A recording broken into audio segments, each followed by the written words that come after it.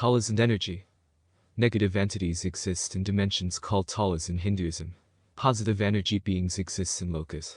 The process of calling an entity is to create a resonant bond between your Atman, your soul, and the being you once summoned. For example, to summon a Preta, or spirit, you must link your Atman resonantly with the Preta Tala that the spirit exists in.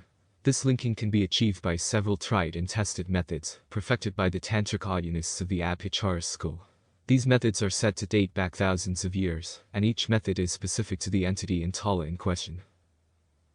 To put it simply, the Tala dimension you open has a limited amount of time and energy before it closes again. The period of opening is determined by how linked you are to the entity you wish to summon.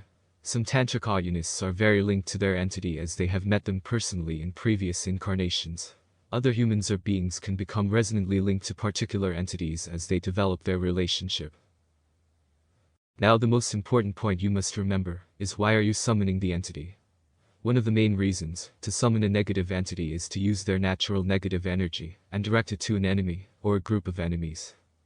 Pretas, bhoots, asuras, rakshasas exist in negative planes, or talas, and as such are saturated with negative energy. They also feed off negative energy, so can superficially leech off your negativity to grant you positive wishes in your current life, such as wealth, power and other low-level vices. Note, to deeply remove negative energy, in order to break the karmic debts and dispel true negativity, you need Aaiyyan stones, or a high-level Hindu Aayyanist healer, but that is outside the scope of this course. There needs to be some clarification here. In Hindu Aayyanism, pretas, asuras, bhoots etc. are negative entities. Some people may also refer to them as evil entities, but as Hindu Aayyanists we cannot condemn, nor condone the actions of others, human or non-human. Historically, entities that exist in talas were beings who were negative, or evil, when they existed in our realm. In other words, when they were alive, or existed in this world many thousands of years ago. However, we are all part of Brahman, and so should respect and love all entities as one, no matter what their actions were. Negative entities such as pretas or asuras are beings that are immersed in a negative field, the tala they exist in.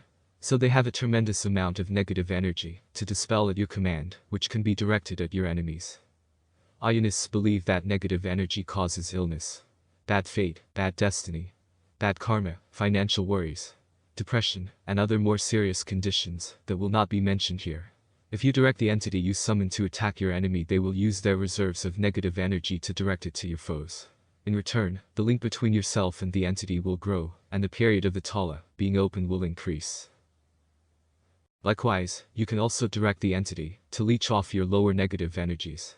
This will allow you to have superficial success in this plane of reality, such as having good luck, wealth, and power. Again, the link between yourself and the entity will grow. Here is a warning. The transference of energy can be facilitated by how long the doorway between the tala and this dimension remains open.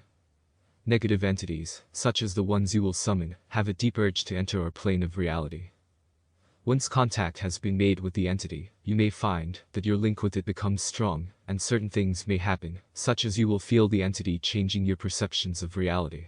This can affect things like your personality and mindset. Do not be alarmed, however, as stated in several Aayyanist sources.